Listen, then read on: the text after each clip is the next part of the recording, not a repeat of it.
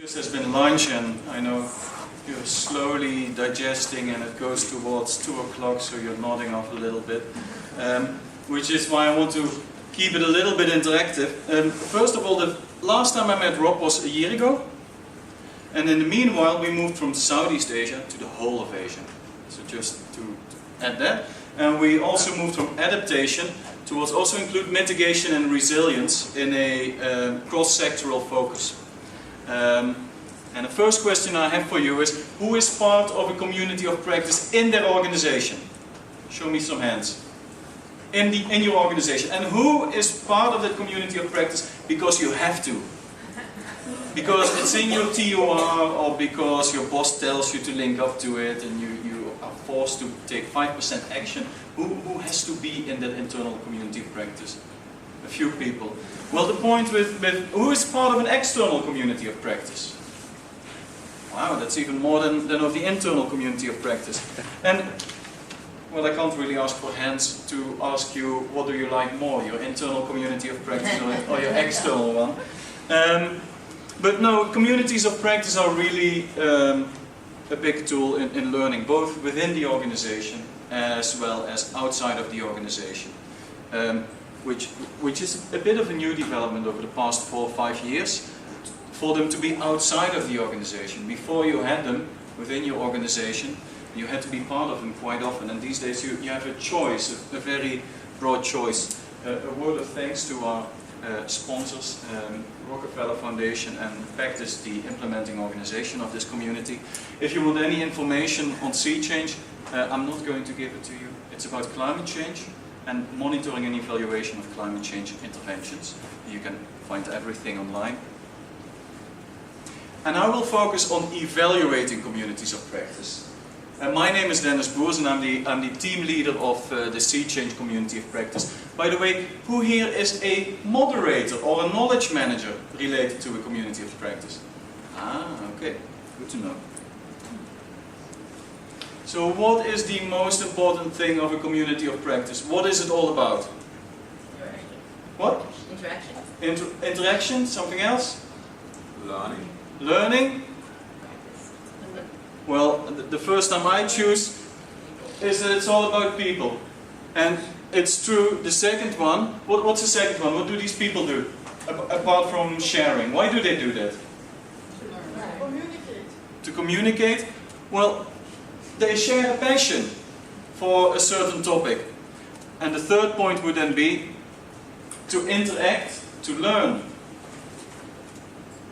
So that I'll keep this presentation in very simple 1, 2, 3s, because we are a very small community of practice, so we quite often don't count any further than 1, 2, 3. That's quite often more than enough. So it is about people, it's about sharing a passion, and it is about interaction to learn, which is Etienne Wenger. You already brought him up, who came up with that nice definition. But why do they do that? Why do you learn? Because I'm passionate about it. You're passionate about it? Anyone else? Why do you learn? Improve our work. To? Improve our work. Yes, I was looking for that one. You learn to do things better. That's basically the bottom line. So if you're evaluating a community of practice, it's not necessarily about how many people hit that button on your website. It's about whether or not they actually manage to use that knowledge to do things better. Because that's the whole purpose of a community of practice. So communities of practice are groups of people who share a passion for something they do and who interact to learn how to do that better. And we have to thank Etienne Wenger, who I gave a little footnote there at the bottom. So it's all about learning how to do things better. It's not just about absorbing knowledge or getting more friends or more likes like it's on Facebook. It's about learning how to do it better. And it is about people learning how to do things better. And these are actual people. This was a community of practice meeting at the results-based M&E forum in Bangkok a month ago. And these people were there interacting, learning how to do things better. And this has nothing to do with people. It's really nice, and I look at it every day because I like graphics and I like figures. But it doesn't have much to do with people. This doesn't have much to do with people either. Maybe Facebook actually has more to do with people than web statistics, because they are actually interacting a little bit. So this is what interaction looks like, and this picture will keep on popping up over the next 5 minutes, because I just want to show that. Because when you talk about virtual communities of practice, people think that they are always virtual. But actually a good part of getting that cohesion of a virtual community of practice is also giving the opportunity for people to really meet in the real world, which is what we're doing here right now. We're all members of communities of practice and we meet here in the real world.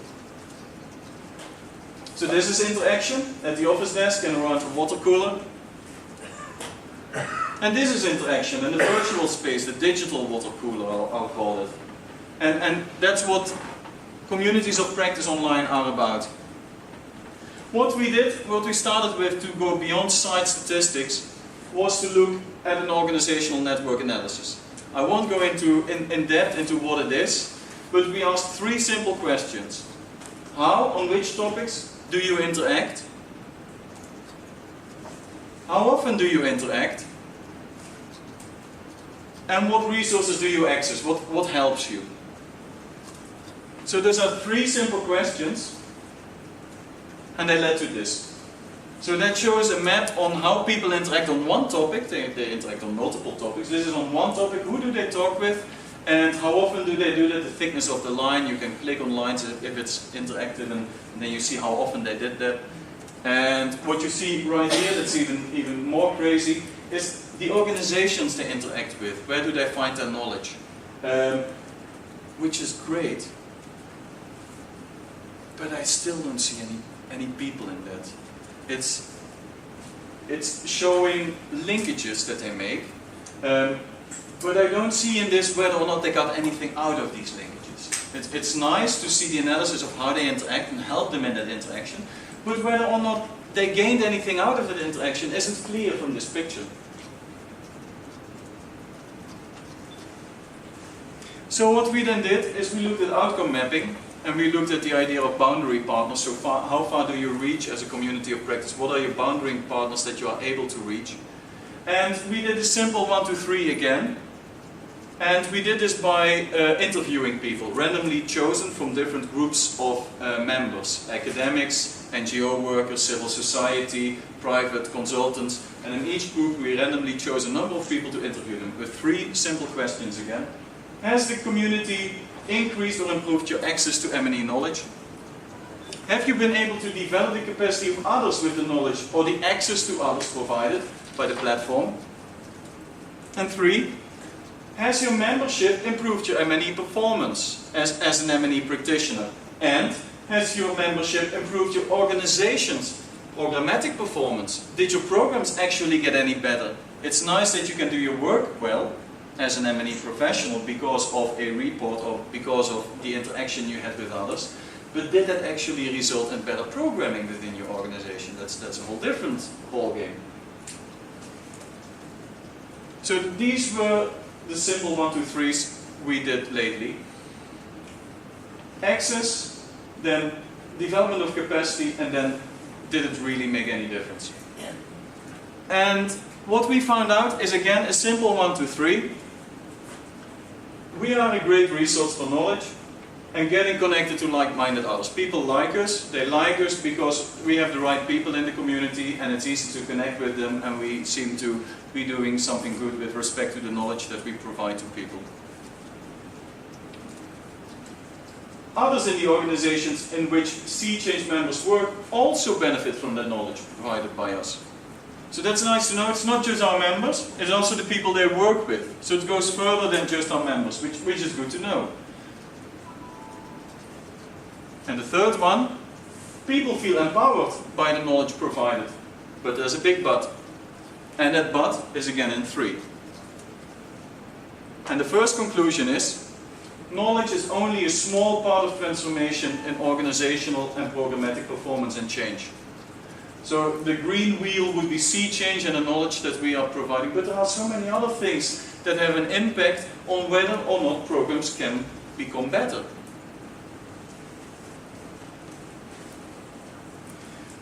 what we're doing is we're moving towards a resilience focus. Programmatically as well as organizations-wise. We are looking at a resilience focus within a wider systems thinking.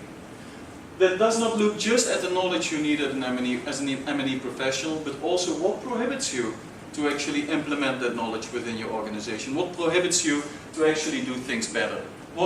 It's nice to have a good M&E design, and it's nice to have a good implementation plan and a whole discussion about it, but does it then in real life actually come to fruition? Or are there other factors that impact that does not happen? We are going to look at those factors, and we're going to provide information and knowledge on how you can get rid of those factors. That's part of our resilience thinking. The second conclusion, the most successful communities of practice devolve power and responsibilities to their members. So it's not about me, although a lot of people recognize me here at the conference, but it's about those members. And what we do to devolve power and to empower them, because David asked the question, oh, how do we empower people? How do we get them interacting? We have a board that's made up of our people. And we have a committee, a technical advisory committee, who's making guidance notes and synthesis reports. They are developing these resources themselves. They pick the topics, and then they work with professionals to develop the resources they are interested in. They're not paid for it. They do it completely on their own, with guidance from us. And next to that, we help authors by peer reviewing their materials, by linking them to peer reviewers. And we sponsor presenters to come to conferences like this one to speak about what they're passionate about. So we give the power to the members to actually make a difference. So it's not me developing these resources or making a choice what goes online. It's our members who feed that information. And I said everything comes in three. So the third conclusion, the virtual nature of online communities of practice should not obliterate the fact that we deal with people. Because we often forget that. You have a small icon, passport picture, and then your name and your organization and your LinkedIn profile. But the recommendation is to make sure that personal contact is key, online as well as offline. Support of members on a personal basis is really important. Not to all members, because you also said we have a lot of passive members. You focus on those members that really make a difference and that want to make a difference. And help them on a personal basis. Because they really make a difference not just towards the community, but also towards other organizations. And also a yearly member meeting to share knowledge and to develop the community's focus.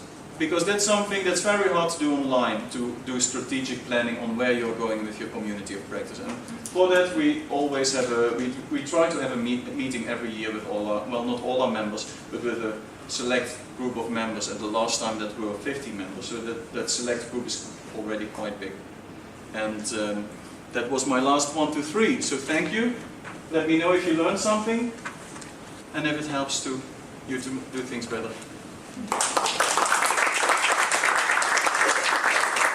Minutes, it would be great, because then we have time for discussion, which is really what we need after the rich presentations that we've had so far. And in the meantime, Dennis, you can answer actually one question that I have, which is this evaluation that you've done. Was this a self-evaluation, or was this done by external evaluators? No, that was a self-evaluation. It was a self-evaluation. Okay, just I had that impression already, but yeah. Good for you to confirm this. Thank you. You have your, wonderful. Just in case. Thank you.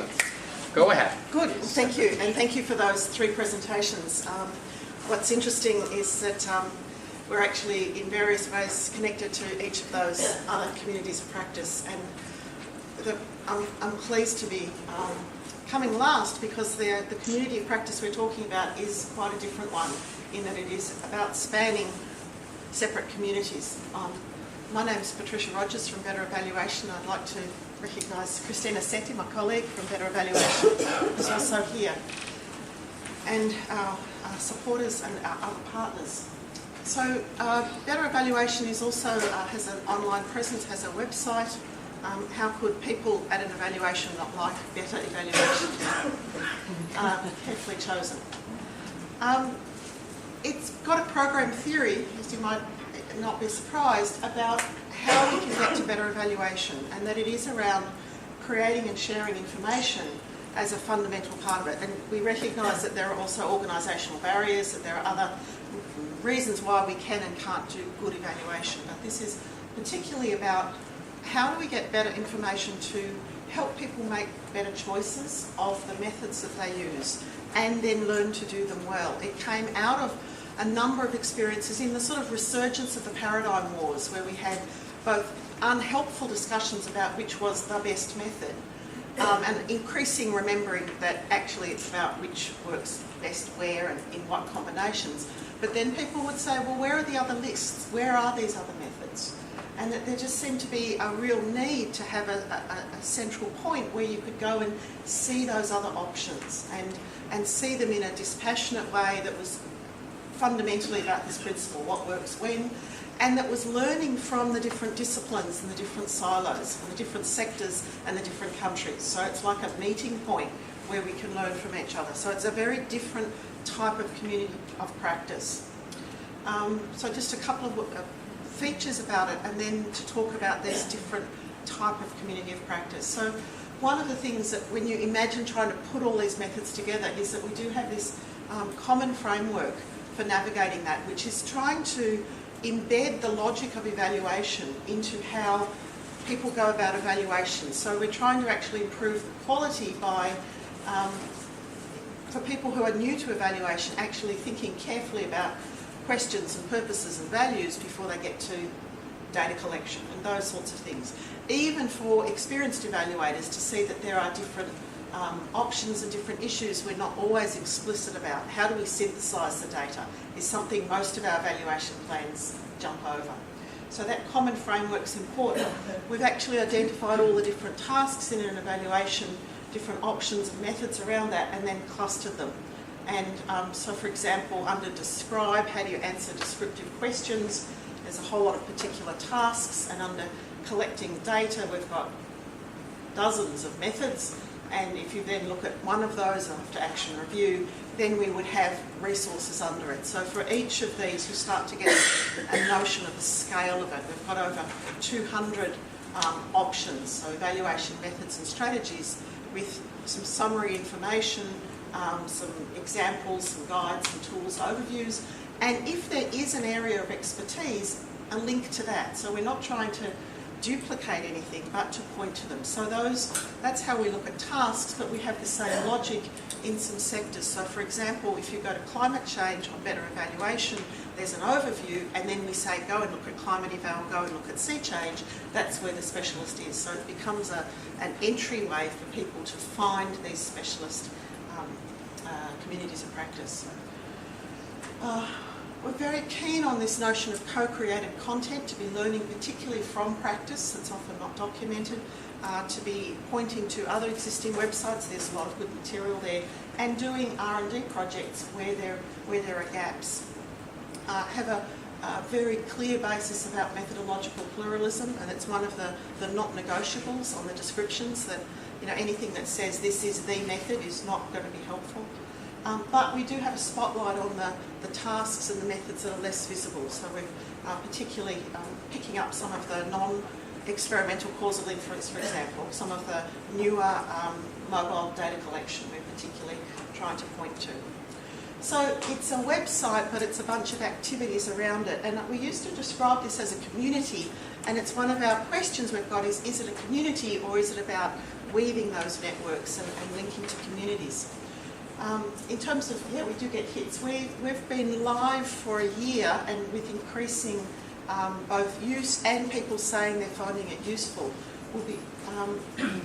which is nice, and coverage across countries, but is it really a community? And people using this material. So we went also to Wenger's features of a community of practice, and this one is to talk about a shared domain of interest, and really in that way we have diversity. They're all interested in evaluation, but not all of them are evaluators. Some are managing a project, some are just a professional wanting to do some evaluation of their own practice. They're in different sectors and they're in different disciplines, so there's a similarity, but there's massive difference. whether we're building a community that then can learn from each other. Sometimes people just want to come in and get a document and go. They don't want to be part of a community. They're full up with relationships. They just want to get some information. And other people really want to contribute. And do they have a shared repertoire and practice? Well, when we're talking about people working in very different situations, they might not have a shared repertoire. We hope they're going to have some shared language and framework to think about it, but we actually don't want to be prescribing that.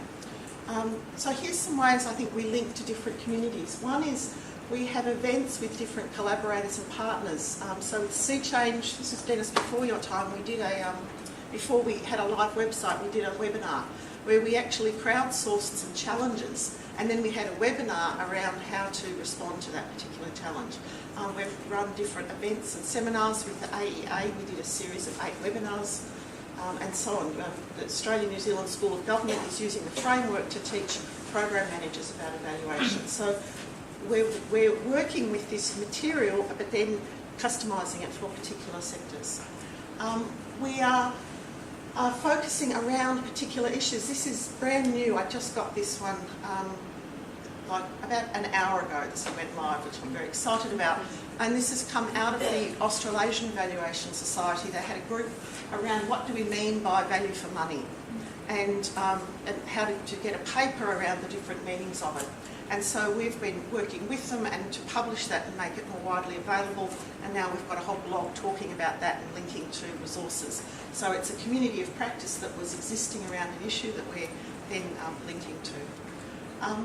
We can provide specific entry points for different communities of practice. This was a project we did with the New South Wales Government, where they wanted an evaluation toolkit for government managers who are going to be commissioning evaluation.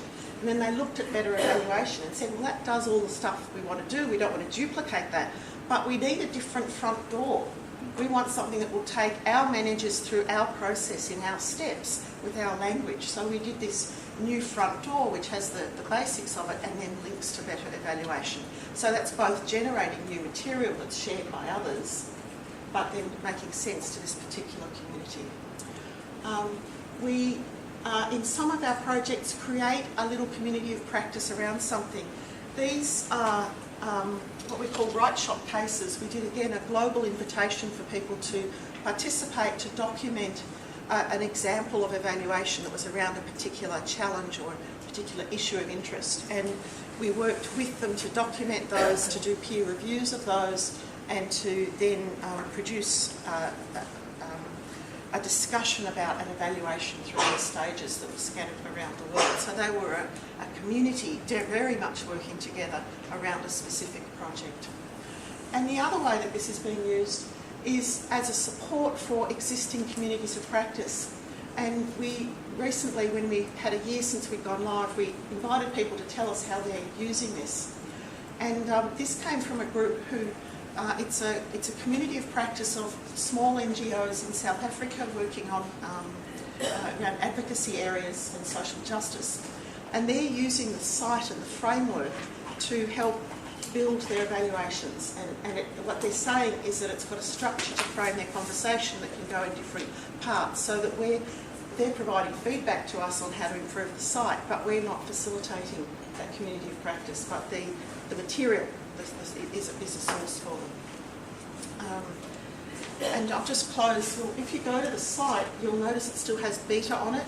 We've been assiduously trialling out things, getting feedback and seeing how things work.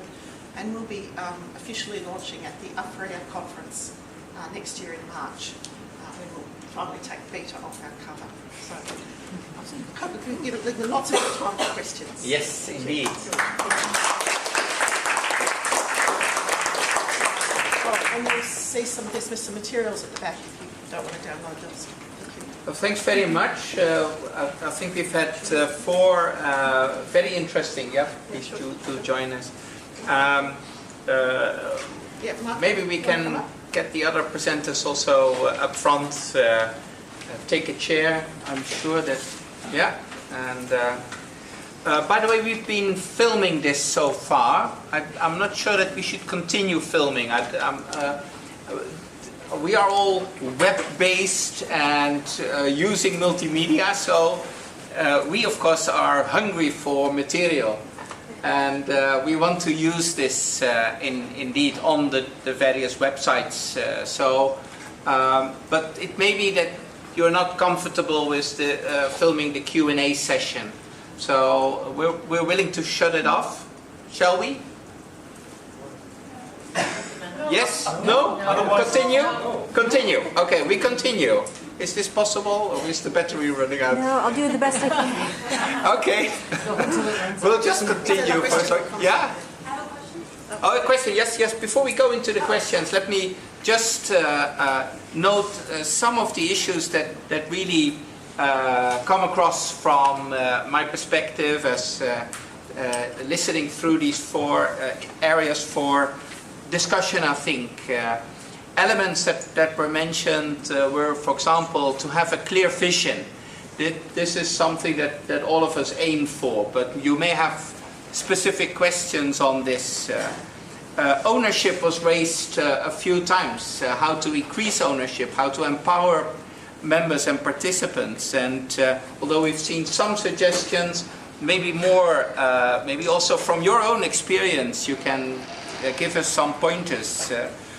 Also, the issue was raised on the border lines between evaluation and other disciplines and other, and we saw, interestingly enough, for example, from EvalPartners, that many of the people participating in these communities of practice are not pure evaluators. They are sometimes embedded in other organizations and have other roles.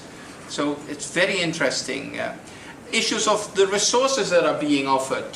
Do we offer the right resources? What is the correct balance between active and passive?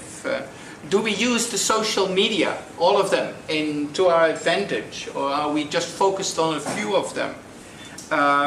Do we innovate enough?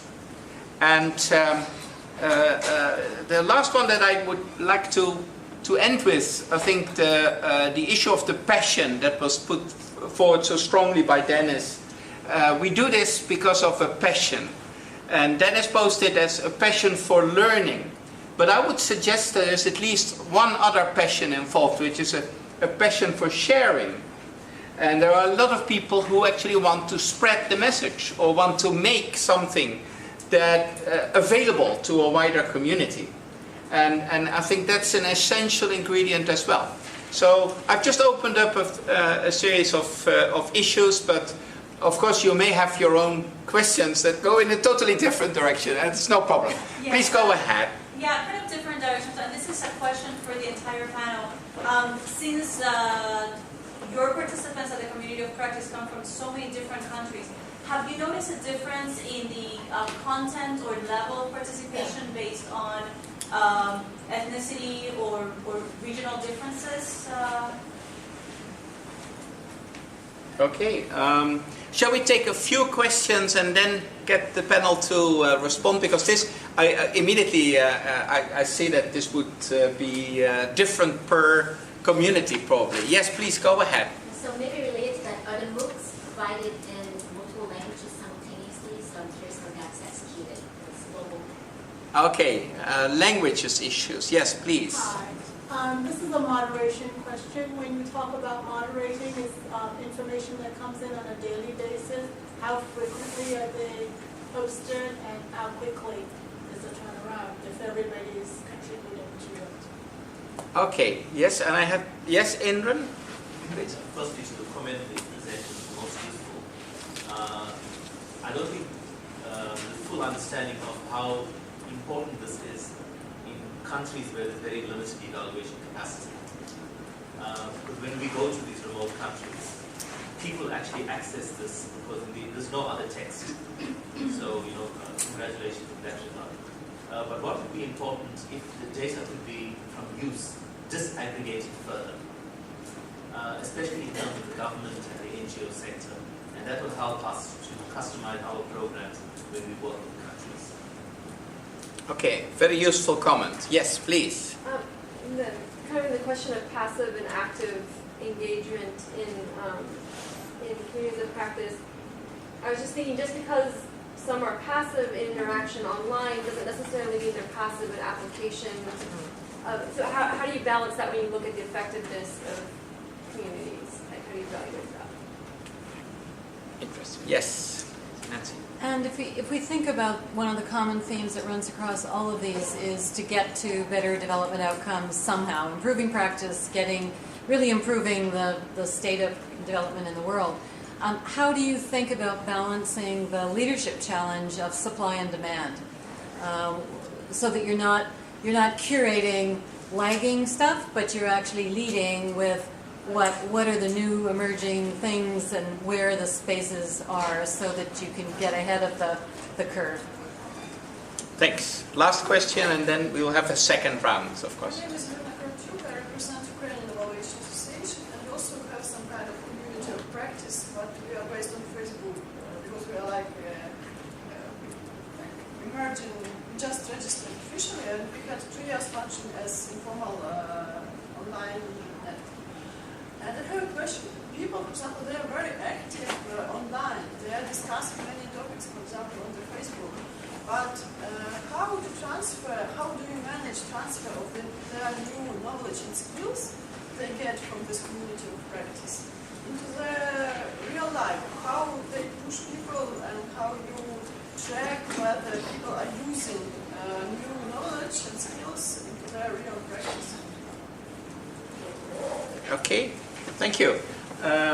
Maybe we should start off with Dennis and work our way back in this direction. And there were several questions to moderators, and so Dennis, you'll be the first to answer those. But the other issues also, please.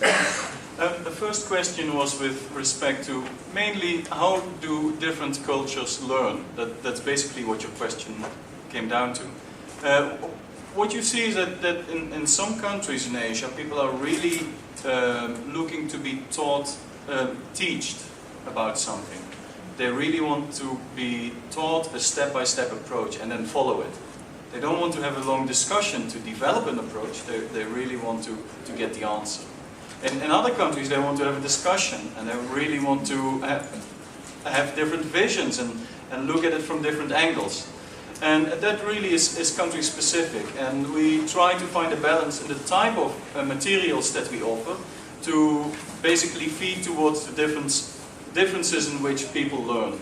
So there are documents that really follow step-by-step approaches. There are documents that are very theoretical and dive into what it means. And then other discussions are more about just getting across the different opinions on a certain topic. So I think that diversity is needed to be able to feed different members from different countries with a different culture of learning. About the moderation, who asked that question, how often do you moderate? You moderate daily. You really moderate, you wake up and you moderate, and you go to bed and you just moderate it. And it's a really ongoing process. You might not always do it on the website, on your own platform. There might be someone else doing that for you. But you get tips of follow-up from staff saying you have these and these and these people that really need to get a personal message right now. And then you have Twitter and Facebook and LinkedIn, things that you can do when you're on the bus home. And so it's a really continuous process. You really notice that people are wondering, hey, what happened to Dennis? Because I sent him a question yesterday and I didn't get an answer this morning.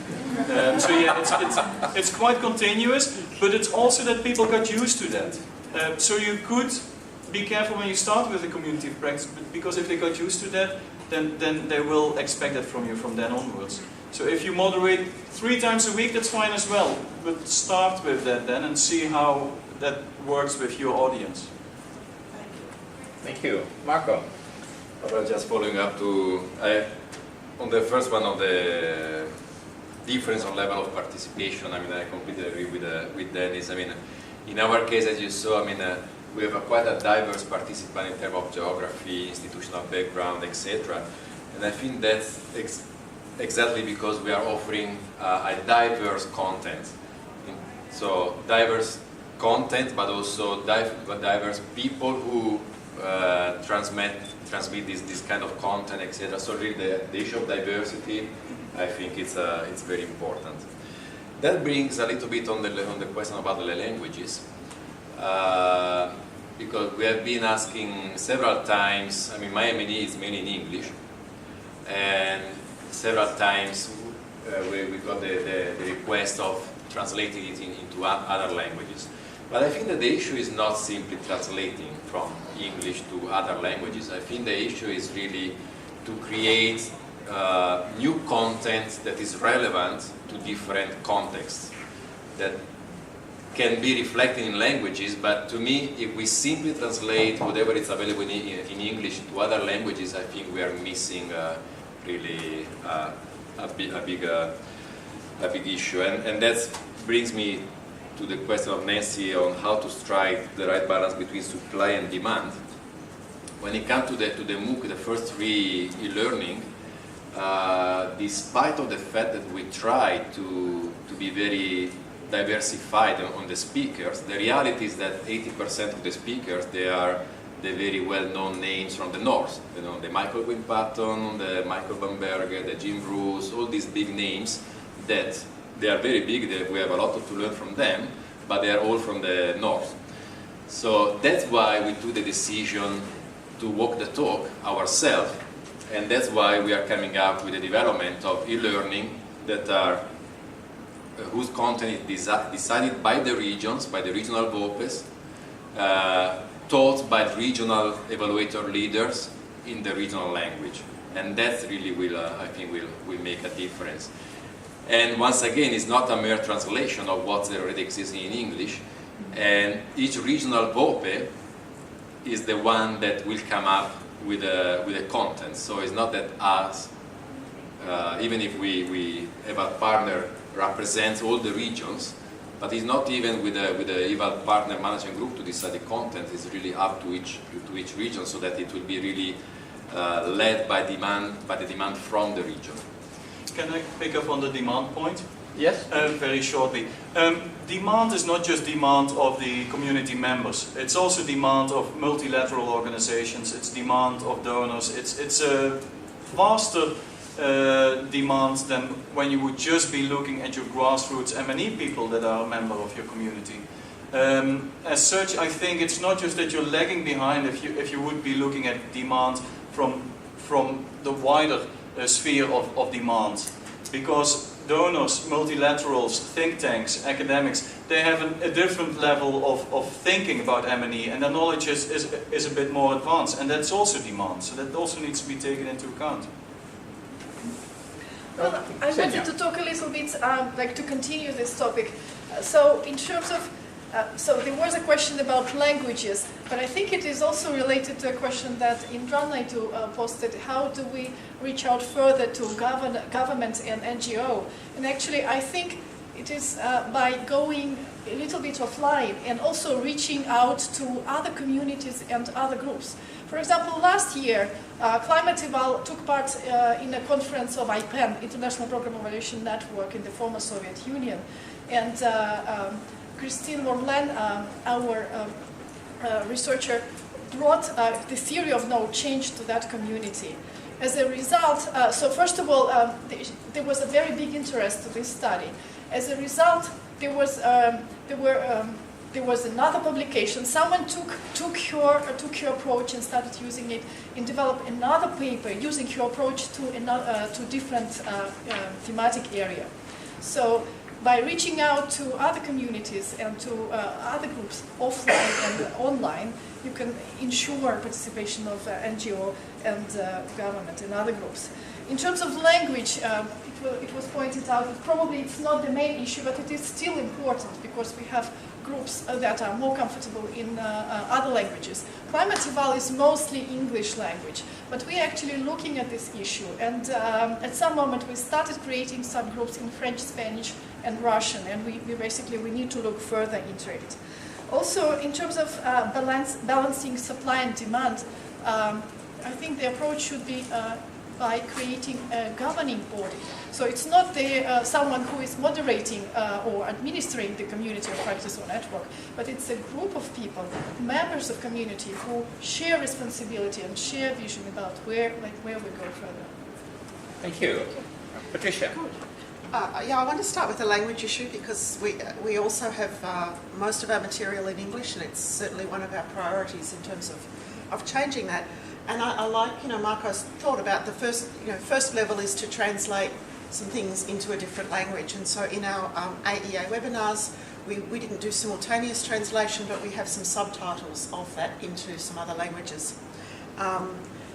The second level is to have material in a language other than English, and we've started to do some of that where Christina is actually working on that in terms of Brazilian Portuguese as a particular focus at the moment around content and pages and then translating the framework into the language so that they can both see some specific material in that language, but also the rest of the site is more accessible.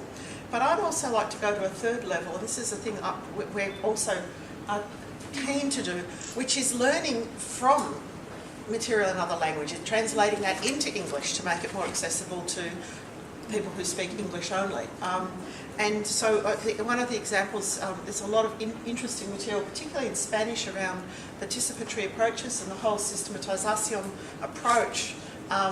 Now there is starting to be some material in English, but I think that's an example of ways of thinking about evaluation that are different, that English speakers can learn from. And coincidentally, one of our blogs was about Ubuntu in evaluation, which is a concept of African value framing, that someone was talking about how that inspired their practice, their value base for evaluation. And I think that does a number of things. It talks about evaluation being authentic in different communities. What does it actually mean? It's not always this important thing.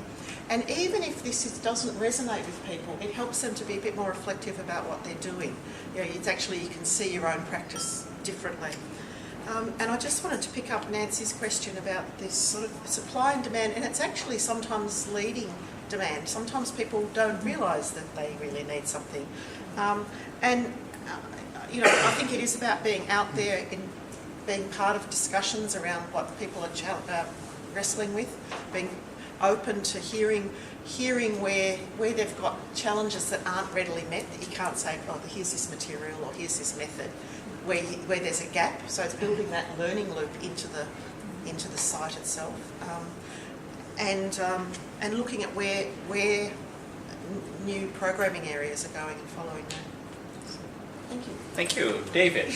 Well, one more specific time that I'm not doing moderation. No, over the weekends I do not work, but I still have to look at the site. But I'll say this though, on Climate-Eval, what we try to do is not to shut down the door and get things coming for us to approve to go on the site. No, we just let people make it democratic in a way that people can absolutely be able to share things whenever they can. With respect to supply and demand of learning, I think it should be premised on really what people want. It's hard for us to know exactly what people want. Of course, our niche area is climate change. And what we've tried to do is use the community, use the, I would say, the repertoire of knowledge to be able to build 3 studies, which we consider cutting edge right now. And I think it's actually helping immensely in climate change evaluation right now. So we have the 3 studies. It's basically the fruit of the interaction of the thousands of members that we have. So would that be responding to what the community needs? I'm not exactly sure. Maybe, but this comes from the community. I'm not exactly sure with respect to where we see learning and participation more. We are global. We see people participating from all parts of the world, be it in Africa, in the global north or in the global south. We see participation pretty much in a very global way. But I'm sure that if you definitely look at it in a more systematic fashion, then you can begin to say that there is perhaps more and less participation from this part of the world or the other. Okay, well, maybe one last question, because actually as chair I need to point this to the room now. Basically say we have 1 minute. So one last question. The honor is yours. I want to know, I've facilitated and evaluated 2 CoPs, and the issue is critical mass and level of participation in terms of interactive engagement amongst members on dialogue boards. and I'm wondering if you have insights on that. And also what piece of it might be, because I'm on the M&E one, and the conversation happens in LinkedIn, and that seems much more active than conversations on a platform internal to the other. So I'm wondering if you have thoughts on that.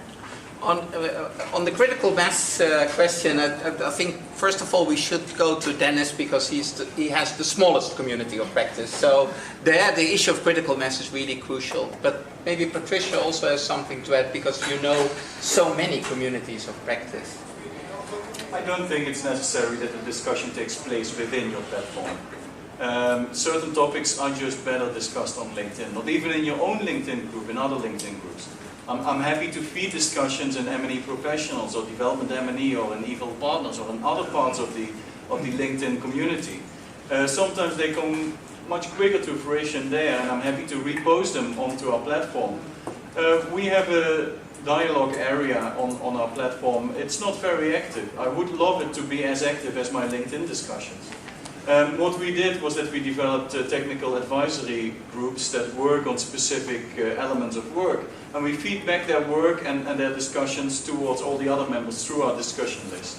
And that works quite well if they have really targeted focus when it comes to the discussion. Okay. Patricia?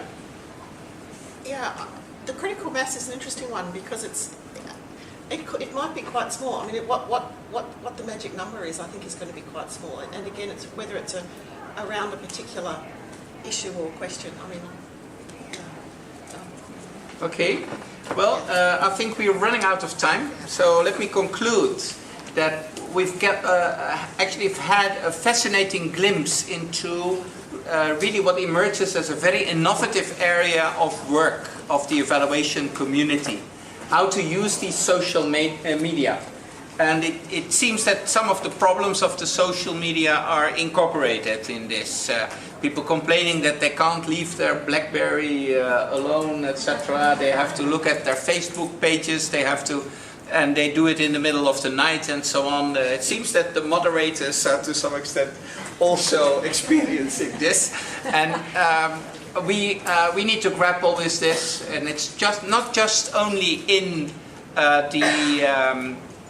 in these communities of practice, but in our practice in general. So actually, we as an evaluation community can also learn how to do evaluations this way and how to interact more with the people that we evaluate and with stakeholders. So I think the relevance of this work is beyond the community of practice into our actual practices. So thanks very much for this, and I'd like to invite you to give a round of applause for our presenters.